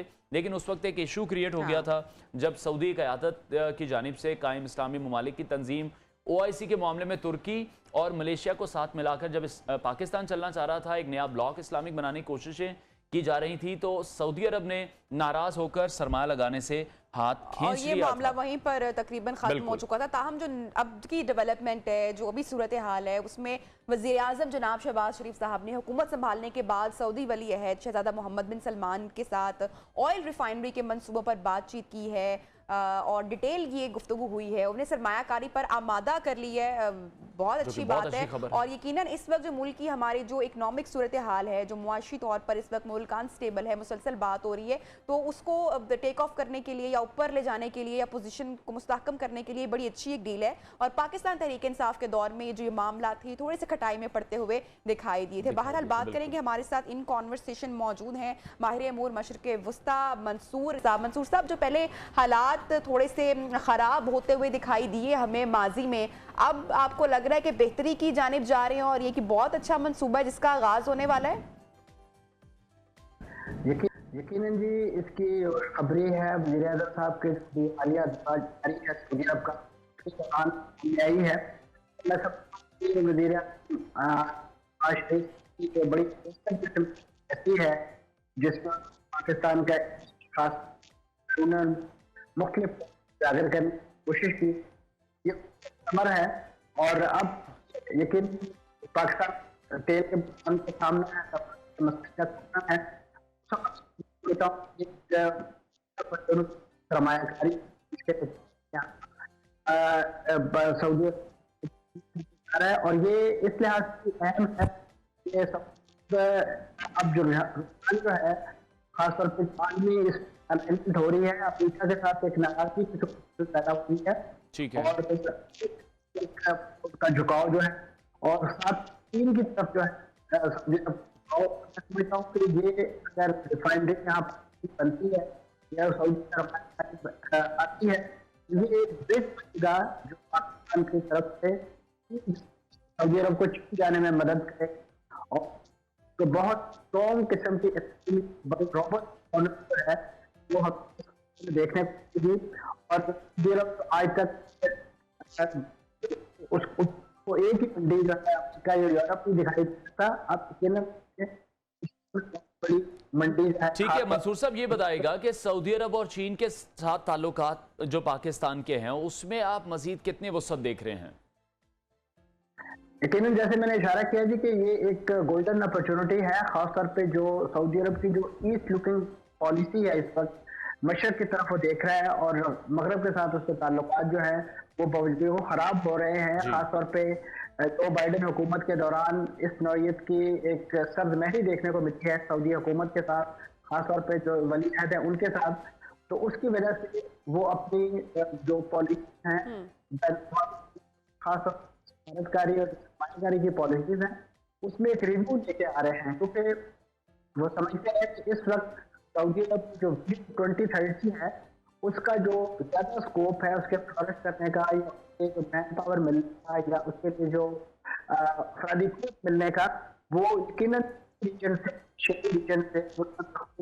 अच्छा, तो मंसूर साहब इसको आप किसका क्रेडिट देना चाहेंगे? जो मौजूदा हुकूमत है उसकी कामयाब पॉलिसी आप समझते हैं, क्योंकि मुल्क को एक ऐसे वक्त में जब ऑलरेडी थोड़े से क्राइसिस का सामना करना पड़ रहा है, अगर बात कीजिए सिर्फ पाकिस्तान की, तो ये जो माशी बहरान है इसका शिकार सिर्फ पाकिस्तान नहीं है, पूरी दुनिया में जो है बड़े जो डेवलप्ड कंट्रीज हैं वहाँ पर भी बहरान है, कैफियत है। हमेशा पाकिस्तान पे हम क्रिटिसाइज करते रहते हैं, हमेशा हम पाकिस्तान के बारे में बात करते रहते हैं, तो कितना अच्छा होगा ये हमारी मुल्की मईशत के लिए आने वाले टाइम में?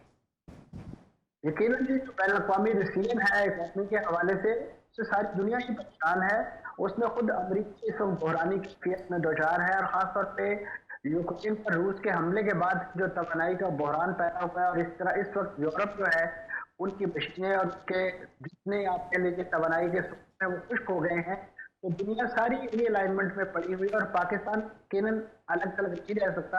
और खासतौर पर पाकिस्तान इस वक्त जो माहौलियाती तब्दीलियां हैं आम की सतह पर होने वाली, जो क्लाइमेट चेंज है, खासतौर पे जो ग्लेशियर के हवाले से अभी बढ़ रहे हैं और पाकिस्तान खत्म हुआ है, समझते हैं कि ये तमाम चीजें हैं कि जिनके बारे में इस वक्त इंटरनेशनल फोरम पे पाकिस्तान बड़ी कमेटी की है और उसमें उन्होंने बाउट कराया है। इसके नतीजे के सेक्रेटरी जनरल खुद मजबूर हुए हैं कि पाकिस्तान।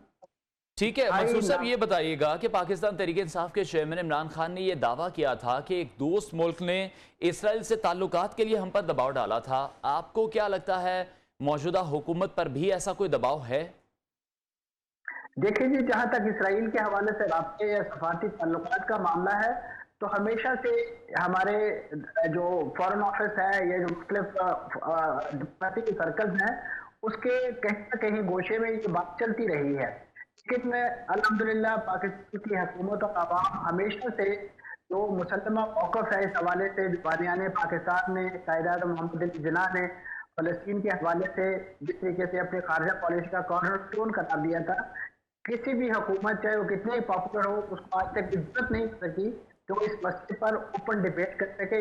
मानदा खुफिया बातें चलती रही हैं और आज भी नौयत की कोशिश होती है कि जैसा सफारती नौयत की एक्टिविटीज चलती हैं, लेकिन किसी को इस मौजूद पर बात करने की जरूरत आज तक नहीं हो सकी। मंसूर जाफर साहब, बहुत शुक्रिया, आपने टाइम निकाला प्रोग्राम न्यू पाकिस्तान के लिए। लग रहा है कि बैनुल अक़वामी जो मंजरनामा है वो अब बेहतर होता हुआ दिखाई दे रहा है, चाहे चाइना के साथ पाकिस्तान के ताल्लुकात हों, सऊदीया के साथ हो, तो एक पाकिस्तान में अच्छी खबरें आने का जो सिलसिला है उसका ऐसा लग रहा है कि बाकायदा आगाज हो चुका है। प्रोग्राम में बढ़ेंगे आगे और आपकी सेहत और आपकी हेल्थ के हवाले से ये खासकर सेगमेंट डिजाइन किया है। अनवार, अक्टूबर नवंबर का जो महीना है वो पाकिस्तान या पंजाब लाहौर की अगर बात की जाए तो स्मोक पिछले कुछ गुज़श्ता 4-5 सालों से एक बहुत बड़ा इशू बना हुआ है, बहुत चैलेंजिंग सूरत हाल है जिसका सामना करना पड़ा है। तो ऐसे में जहाँ नज़ला, जुकाम, खांसी, जिनको अस्थमा का प्रॉब्लम होता है, सांस की तकलीफ होती है, वहाँ पर इन लोगों के लिए चैलेंजिंग होता है। वहीं पर ये सारी चीजें आंखों को भी मुतासिर करती हैं। और doctor Ali Jain as usual हमारे साथ इन स्टूडियोज मौजूद हैं। Welcome to the show sir. Thank you very much. So doctor Ali Jain, smoke का जिक्र किया, स्मोक कितना मुतासिर कर सकती है इसको, इस पॉइंट ऑफ व्यू पे कोई बात नहीं करता है। Yes, देखिए आपको मैं बताता हूँ। सबसे पहले तो स्मोक को आप अंडरस्टैंड करें ना, स्मोक है क्या। Smoke is basically the suspended particles, dust particles, जिनके साथ लो टेम्परेचर के अंदर आपका जो एटमॉस्फेरिक ह्यूमिडिटी है वो कंडेंस होकर पार्टिकल्स बना देता है। ठीक है जी। अब उसके अंदर डस्ट भी है, उसके अंदर एक ह्यूमिडिटी भी है और उसके साथ उसमें वायरस भी है। ठीक है। अगर वो simple dust particles itself suspended particles आंख के साथ टकराएंगे तो एक एलर्जिक रिएक्शन देंगे। एलर्जिक रिएक्शन के साथ इंसान की आंखों में से पानी, आंख में से रेडनेस। अब आप उसको कैसे बचा सकते हैं? एक तो ये कि आप ड्रॉप्स डालें उसको, लेकिन अब ड्रॉप हाथ तो नहीं डाल सकता ना, सबसे आसान है उसको कांटेक्ट होने से बचाएं। तो स्मोक के अंदर सबसे पहला है प्रिवेंशन। ठीक है जी। प्रिवेंशन के लिए you have to wear protective gears, specially when you are out in the evenings. और उसमें आपने अपनी आंख को किसी सूरत भी डायरेक्ट उसके साथ इन कांटेक्ट नहीं होने देना। उसके साथ वायरस का भी एलिमेंट होता है, बिकॉज जब तक बारिश नहीं होगी, आप नोट करें हमारी ओपीडीज के अंदर इस बहुत ज़्यादा पेशेंट स्मोक में रेड आइज के साथ, वाटरी आइज के साथ, पेन के साथ, इरिटेशन के साथ, and they had that immunoviral infection, और वो मैसेज में होती हैं। मतलब एक आउटबर्स्ट हो जाती है पूरे घर के अंदर, एक बच्चा इन्फेक्ट हुआ है तो साथ के साथ सारे इन्फेक्ट हो जाएंगे। ठीक है, या 4-5 इन्फेक्ट हो जाएंगे। उसमें बच्चों को ज़्यादा प्रोपेंसिटी होती है बिकॉज उनकी इम्यूनिटी कम होती है। तो स्मोक आ रही है तो उसके लिए protection is more important. Protection important है, लेकिन किस तरह से, जिस तरह से आपने कहा कि अगर बाहर निकल रहे हैं तो हमें एहतियात बरतनी है इस तमाम मामले को लेकर, लेकिन साथ ही साथ वो कौन सा ऐसा मौका है जब हमें फिर फौरी डॉक्टर के पास भी जाना है कि यार अब जो सूरत हाल है वो हाथ से निकल रही है। जब आपकी आंख के अंदर रेडनेस 2 दिन या 1 दिन से ज्यादा और पेन है तो you have to come early. इसका मतलब घर पे बैठे बस सर के गुलाब मत डालते जाइएगा। ठीक है, ठीक है। सबसे पहले pain, that is the thing. अगर पेन शुरू हो गई है और रेडनेस हो रही है और वाटरिंग होता है, उसमें कोई आपकी पसी डिस्चार्ज नहीं होगा, क्लियर वाटर होगा। तो क्लियर वाटर, अगर साफ पानी बिल्कुल आंख में से आ रहा है और उसमें से दर्द है तो ये वायरल इन्फेक्शन की सबसे बड़ी अलामत है। ठीक है जी। और उसके अंदर रेडनेस भी साथ होगी तो you have to see a consultant, you have to see a doctor, और वो स्टार्ट करेगा ड्रॉप्स। और उसमें आपने ये चीज़ नोट करनी है कि ये चीज़ एक दिन में ठीक नहीं होने वाली, it will take 7 to 10 days recover करने में। तो इसलिए मैं कह रहा हूँ प्रोटेक्शन इज मोर इंपॉर्टेंट। जब तक ये बारिशें शुरू होकर एटमॉस्फेयर चेंज नहीं होता, एटमॉस्फेयर हमारी क्लीन नहीं होती, next 3 to 4 months they are very loaded with the smoke and yes, loaded with the smoke and loaded with the infections। अच्छा, हम आंखों की सफाई का ख्याल किस तरह से रख सकते हैं?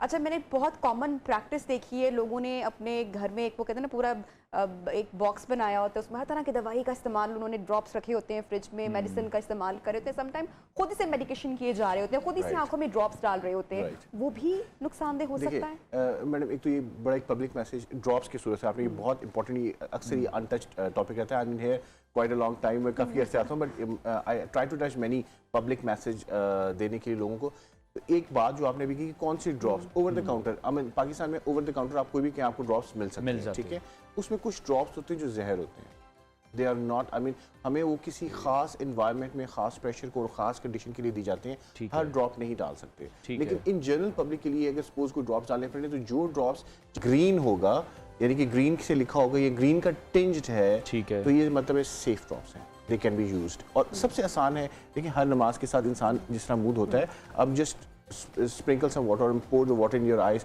आंख को पानी फ्रेश वाटर से पानी धो ले हर नमाज के साथ, इवन देन इट्स जिस तरह से आप ये पॉइंट हाईलाइट कर रहे हैं, जिस तरह से आप कह रहे हैं कि कोई भी ड्रॉप नहीं डाल लेना चाहिए, उसमें सबसे बड़ी जो खामी है, कोताही है, वो तो ये है कि मेडिकल स्टोर पे आप जाएं, आपको हर चीज़ अवेलेबल है। यहाँ पर इस तरह से नहीं है कि डॉक्टर ने जो आपको नुस्खा लिखकर दिया है वही आपको मिलेगा, तो इस मामले को भी किस तरह से सॉर्ट आउट करना चाहिए, क्योंकि लोगों को तो अवेयरनेस नहीं है। वो मेडिकल स्टोर पर जाते हैं, वो उन्हें कहते हैं कि भाई आप ही डॉक्टर हैं, आप ही हमारे डॉक्टर हैं और आप हमें बता दें। अच्छा, और ये नुस्खे वाली आपने बात की ना, जहाँ पे नुस्खा मिल जाता है, फिर अनवार वो एक नुस्खा ना पूरी फैमिली में चल रहा है, और पूरी फैमिली में पूरे फ्रेंड सर्कल में सबसे इंपॉर्टेंट होता है स्टीरॉइड्स। यू नो, स्टीरॉइड्स आप मलाइनी नहीं दे सकते, स्टीरॉइड असल में तो ओवर द काउंटर स्टीरॉइड मिल सकते हैं आपको ड्रॉप्स की सूरत में। उसके साथ अगर वायरल इन्फेक्शन में आप स्टीरॉइड दें तो आपको एक दिन में आपकी आंख तो साफ होगी, लेकिन उसमें आपकी मुदाफियत खत्म हो जाएगी और उसके बाद फिर आंख के अंदर वो पेचीदगी आना शुरू हो जाएंगी, जिसके साथ काला मोतिया या आंख की बिनाई को खतरा हो सकता है। ठीक है। सो ऐसी कंडीशन के अंदर हमने ब्लाइंडली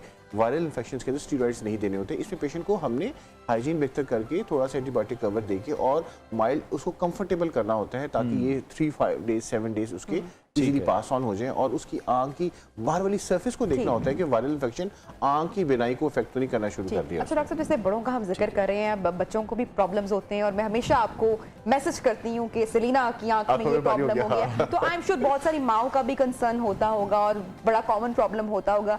बच्चे जब सुबह उठते हैं तो उनकी आंख में आई डोंट नो जी स्टिकी आई एक सामना करना पड़ता है, ये क्यों होता है और इसका ख्याल कैसे रखना है? अगर स्टिकी के साथ स्टिकीनेस का देखिए, there are two kind of discharge, one is pearl discharge. Pearl से मुराद ये है कि बैक्टीरियल इन्फेक्शन है उसके अंदर, जो भी कलर उसका ग्रीन होगा, अगर ग्रीन कलर तो उसका मतलब ये है कि वो इन्फेक्टिव है, उसमें इन्फेक्शन हुई है। ठीक है। और दूसरा अगर वाइट जो है म्यूकोइड डिस्चार्ज, म्यूकोइड से होता है आंख की अपनी जो सिक्रेशन है वो थोड़ी सी थिक होके उन्होंने उसको कर दिया। सपोज अगर म्यूकोइड डिस्चार्ज है, यानी कि आंखें बच्चा उठाए सुबह चिपकी हुई है, it's not a good thing. ठीक है। अगर उस आंख के अंदर येलो टिंज है तो उसका मतलब है इन्फेक्शन है। अगर इन्फेक्शन है तो you have to treat it with antibiotic, और अगर म्यूकोइड है तो you have to clean it before sleeping at night, ताकि आपकी आंखों की जो secretions they get sort of lighter and you should be comfortable. Thank you so much doctor Alizain, आपने इतनी इन्फॉर्मेशन हमारे साथ शेयर की, बहुत जरूरी है पेरेंट्स के लिए भी और हम तमाम लोगों के लिए भी, सबके लिए बहुत जरूरी है। जितना हम लोग अब ये टेक्नोलॉजी फ्रेंडली हो चुके हैं ना, तो वो बहुत ज़्यादा ज़रूरी है। खैर आगे बढ़ते हैं और अब हम बात करते हैं बच्चों के नकल करने के एक अनोखे अंदाज पर कि किस तरह से नकल से भी बचा जाए। नकल के लिए भी अकल की ज़रूरत है, लेकिन फिलिपाइन के कॉलेज के तलबा ने नकल रोकने के लिए अक्ल का एक ऐसा इस्तेमाल किया कि पूरी दुनिया ही हैरान। अनवार, ये फिलिपाइन का मेरे ख्याल से इंजीनियरिंग कॉलेज था, तो यहाँ के प्रोफेसर बड़े संजीदा दिखाई दिए कि बच्चे तो इम्तिहान में नकल के लिए कोई ना कोई तरीका ढूंढ लेते हैं, तो कैसे रोका जाए। तो ताइवान में आपको याद होगा कि एक पिक्चर बड़ी वायरल हुई थी जब कोविड के दिनों में ऑब्वियसली कॉलेजेस और स्कूल्स वगैरह बंद थे, तो ऑनलाइन ही एग्जाम्स हुआ करते थे। तो जब ये एग्जाम्स के बाद जब बच्चे जब पहली बार गए इन कॉलेज और स्कूल, तो ताइवान में पिक्चर वायरल जहां पर बच्चों ने कागज रखकर अपनी आंखों के गिर्द, ऑनलाइन था गालिबन शायद वो, या उन्होंने वो किया, उस तरीके से कवर किया। तो ये प्रोफेसर साहब कॉलेज के प्रिंसिपल के पास वही तस्वीर लेके गए और जब अगले दिन वो आए हैं तो इतने नए आइडियाज उन्हें मिले हैं। अंडे वाला वो कवर से उसको अपने सर को कवर किया है, किसी ने हेलमेट पहना है, इन्होंने हैलोवीन टाइप कुछ मास्क यूज किया है इसमें, जो आए उसने फिर वो कर लिया और लग रहा है कि 8 क्लास का इम्तिहान हो रहा है। बड़े ही बड़े ही क्रिएटिव बच्चे हैं कि वो टीचर्स को भी सिखा रहे हैं, प्रोफेसर्स को भी सिखा रहे हैं कि आप जो आइडियाज दे रहे थे काफी सादे थे, बोरिंग से आइडियाज थे। अनवार, कितने चांसेस हैं कि जो बच्चों ने इतने हैट्स और ये कवर्स बनाए हुए हैं, इसके अंदर भी चीटिंग का मटेरियल आई एम श्योर होगा ही होगा, क्योंकि देखिए ना कितने बड़े-बड़े कपड़े, कागज और कार्ड्स का इस्तेमाल किया गया है। काफी वायरल हुई और बच्चे हमने देखा कि रातों रात काफी फेमस हो गए। ये भी एक बड़ा एलिमेंट है इसमें। बहरहाल प्रोफेसर साहब को भी दाद देनी पड़ेगी। तो ये तो एक वायरल वीडियो थी हमने आपके साथ की। प्रोग्राम में वक्त हुआ एक ब्रेक का, ब्रेक के बाद ज्वाइन करेंगे। स्टे विद अस।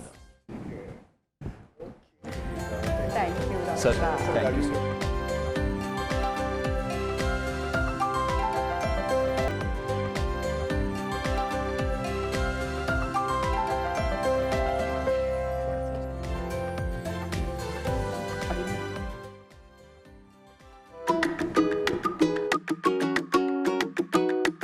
गधा एक शरीफ जानवर, गर्मी हो या सर्दी हंसी खुशी बोझ उठाता है।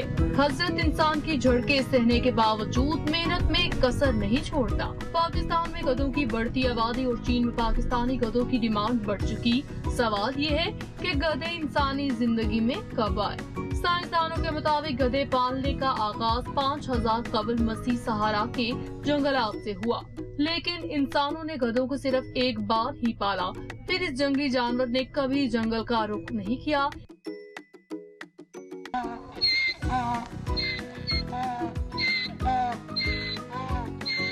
इब्तदाई तौर पर गधों को लकड़ियां उठाने के लिए इस्तेमाल किया गया, फिर ये सहरा में पानी पहुंचाने के काम आने लगे।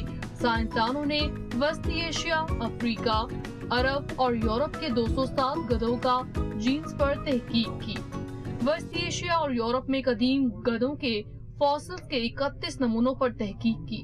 साइंसदानों के मुताबिक गधे 5000 साल से इंसानी बोझ उठा रहे हैं, मगर वक्त गुजरने के साथ साथ इनके वजन और जिसामत में कमी आ चुकी।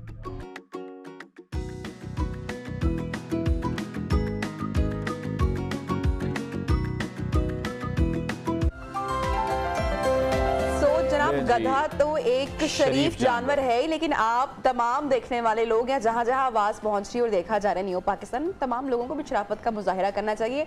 हमारे यहाँ बड़ा रिवाज है कि गधों के साथ या जानवरों के साथ, ये रिपोर्ट तो खैर बहुत इन्फॉर्मेटिव थी, इंटरेस्टिंग भी थी, लेकिन बड़ी बदसलूकी की जाती है, बड़ा बोझ भी डाला जाता है। तो एक मैसेज भी, एक पैगाम भी इस रिपोर्ट के थ्रू मैं तो शेयर करना चाहूंगी। अमेरिका में एक सियासी पार्टी है, उनका इंतखाबी निशान है गधा, वहां पर उसको बड़ा मोतबर समझा जाता है। जानवरों को आपको पता है वैसे ही पेट लवर है और जानवरों के साथ बहुत ही वो काइंडनेस का वैसे भी मुजाहिरा करते हैं। बहरहाल प्रोग्राम में आगे बढ़ते हैं और अनवार, जब हम ड्रामा देखते हैं, मूवीज देखते हैं, तो हीरो हीरोइन का जो कैरेक्टर होता है एक सहर तारी हो जाता है देखने वालों पर, ऑडियंस पर, उनको रिलेट करना शुरू हो जाते हैं, आइडियलाइज भी करते हैं। और जब हम देखते हैं कि हमारे एक्टर्स की जिंदगी की, जाती जिंदगी का कोई वाकया, दिल खराश वाकया जब सामने आता है, तो फिर बड़ी तकलीफ भी होती है, बड़ा दुख भी होता है, क्योंकि लोग बहुत इंस्पायर हो रहे होते हैं और आई थिंक उनको कहीं ना कहीं अपनी उस इमेज का ख्याल भी रखना चाहिए। रिसेंटली फिरोज खान का जो वाकया इंसिडेंट है सोशल मीडिया पर वायरल है, हम तमाम लोगों ने देखा। इस तमाम चीज को बिल्कुल भी नेगेटिव तरीके से वो नहीं करेंगे, कन्वे नहीं करेंगे, हम अपनी खबर ही शेयर करेंगे जिस तरह से खबर सामने आ रही, क्योंकि फिरोज का इस पर रिस्पांस भी सामने आया। पहले खबर शेयर कर लेते हैं अपने नाजरीन से। कुछ पिक्चर्स आप नियो की स्क्रीन पर इस वक्त देख रहे हैं, जो कि उनकी साबका अहलिया अलीज़े सुल्तान ने खुद पर होने वाले तशद्दुद के जो शवाहिद हैं वो अदालत में जमा करवा दिए हैं। ये पिक्चर्स आप देख रहे हैं जहां पर अलीज़े की जानिब से अदालत में पेश की जाने वाली दस्तावेजात के मुताबिक उन्हें एक नहीं बल्कि मुतअद्दिद बार तशद्दुद का निशाना बनाया गया, जिसके बाद हमने देखा कि सोशल मीडिया पर, ट्विटर पर फिरोज खान और उनकी अहलिया अलीज़े सुल्तान टॉप ट्रेंड पर भी रहीं और काफ़ी इस इशू को डिस्कस किया गया है। जो फिरोज के कलीग्स हैं, मीडिया इंडस्ट्री से ताल्लुक़ रखते हैं, ड्रामा इंडस्ट्री में उनके साथ काम करते हैं, उन्होंने भी फिरोज़ पर काफ़ी तनकीद की है इन पिक्चर्स के सामने आने के बाद, और फिरोज़ ने इन तमाम तर बातों को बेबुनियाद करार दिया है। अदालत में भी ये मामला चल रहा है, लेकिन ये पिक्चर्स सामने आई हैं और उनकी जो अहलियां हैं उन्होंने कहा है कि मुतअद्दिद बार उन पर तशद्दुद किया गया। बिल्कुल इसी हवाले से बात करेंगे। हमारे साथ मौजूद हैं माहिर कानून खदीजा साहिबा। Khadija, thank you so much for joining us in new Pakistan. Case अब डायरेक्टली अदालत में है, आप समझती हैं कि ये इनफ है एविडेंस जो कि अलीज़े ने अदालत में पेश की हैं फिरोज खान को मुजरिम साबित करने के लिए, या क्या होगा इस केस में आगे चलकर, क्या आप कहती हैं? इससे पहले मोहसिन का केस भी बहुत वायरल हुआ, मीडिया पर आया, सोशल मीडिया पर आया, लोगों ने बड़ी तनकीद की, और उसके बाद फिरोज खान का अब ये केस सामने आ रहा है। देखिए, सबसे पहले तो ये एक क्रिमिनल केस नहीं है, ये एक फैमिली केस में उसने एविडेंस दिया है। जो एविडेंस उसने दिया है वो पिक्चर्स की शक्ल में है, जो डोमेस्टिक वायलेंस उसके ऊपर इन्फ्लिक्ट किया गया, उसने ये शो करने के लिए वो एविडेंस दिया है कि चूंकि ये मेरे पे भी ये तशद्दुद करता रहा है, तो बच्चों का वेलफेयर नहीं है कि बच्चे जो हैं वो इसके हवाले कर दिए जाएं।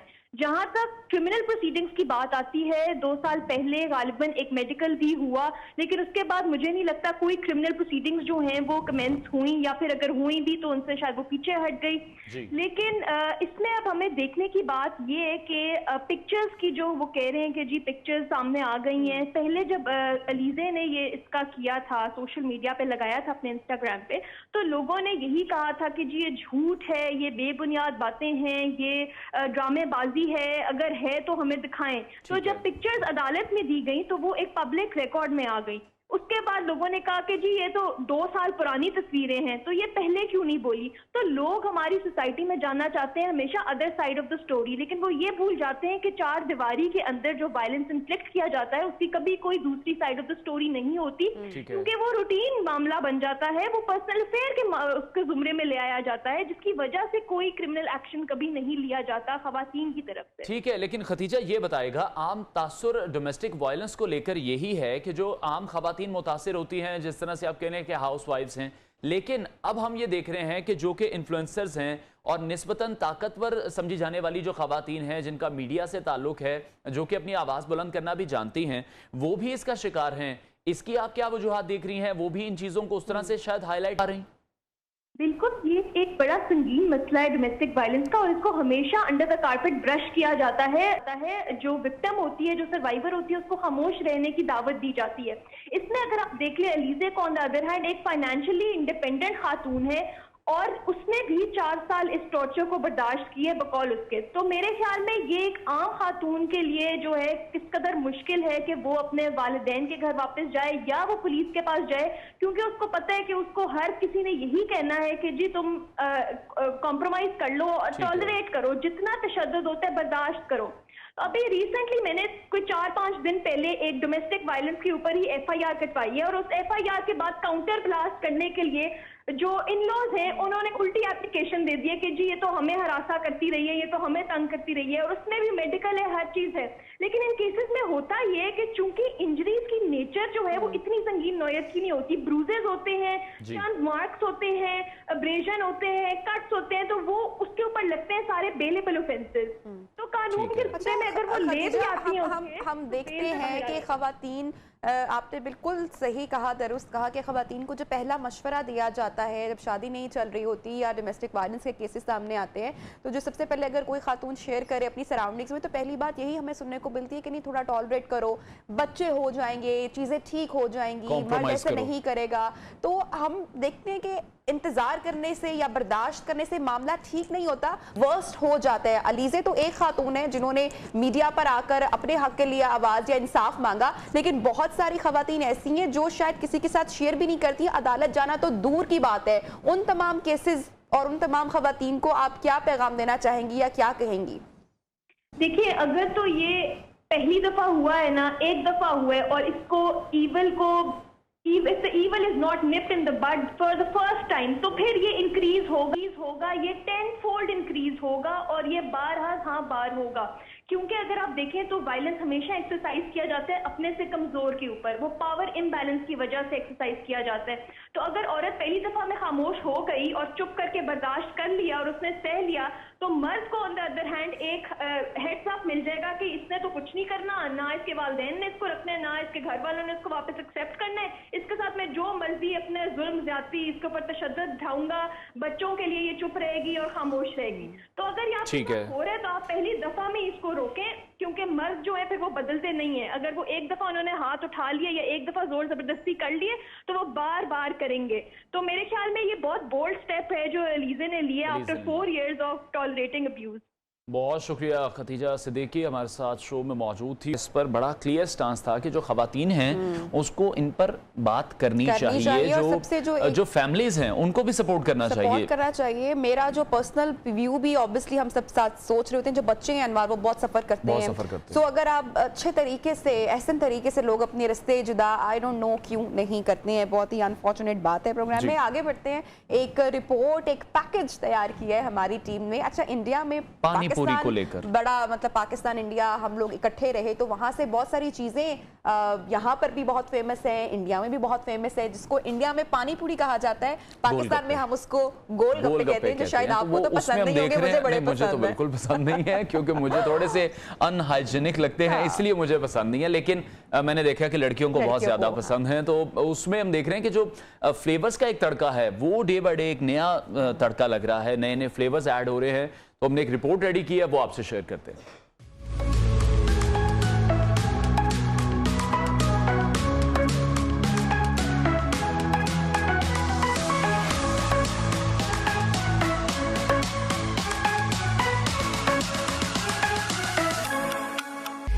पास इस वक्त 45 वैरायटीज हैं, जिसमें 12 जायके पानी के होते हैं, उसके अलावा 25 जायके गोलगप्पे और उसके अलावा फ्रेश फ्रूट गोलगप्पे होते हैं 6 जायकों में। यहाँ पर पानी जो है वो ओरिजिनल दिए जाते हैं चटनी वाले, यहाँ पर एसेंस का इस्तेमाल नहीं किया जाता। इसी चटनी से पानी का टेस्ट चेंज किया जाता है, इसी पानी से इन्हीं चटनी से गोलगप्पों का टेस्ट चेंज किया जाता है। हमारे पास गोलगप्पे भी सस्ता हालत में मिलते हैं और हम लोग इसको लाइट का इस्तेमाल करते हैं और साथ सिलेंडर का इस्तेमाल करते हैं ताकि इसका करंट कायम रहे 12 महीने।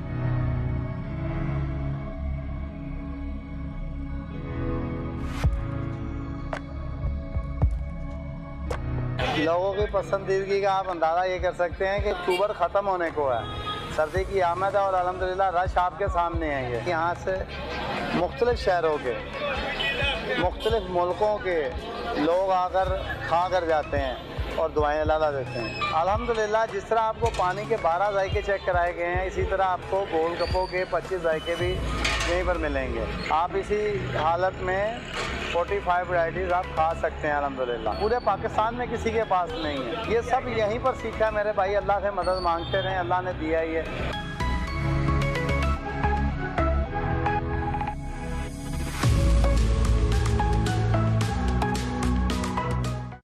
अनवार आप चलिए अपने जिम, मैं तो चली गोलगप्पे खाने। और हमारे जो प्रोड्यूसर उन्होंने ऑफर भी हमें कर दिया कि जी मैं सबको लेकर जा रहा हूँ गोलगप्पे खिलाने, तो नवीद साहब नाश्ता करवाएं, गोलगप्पे ना खिलाएं। हम तो क्लोजिंग कर देंगे क्योंकि मुझे गोलगप्पे की तैयारी करनी है। ठीक है, इंशाल्लाह अपने नाज़रीन से कल मुलाकात करेंगे। अल्लाह हाफ़िज़।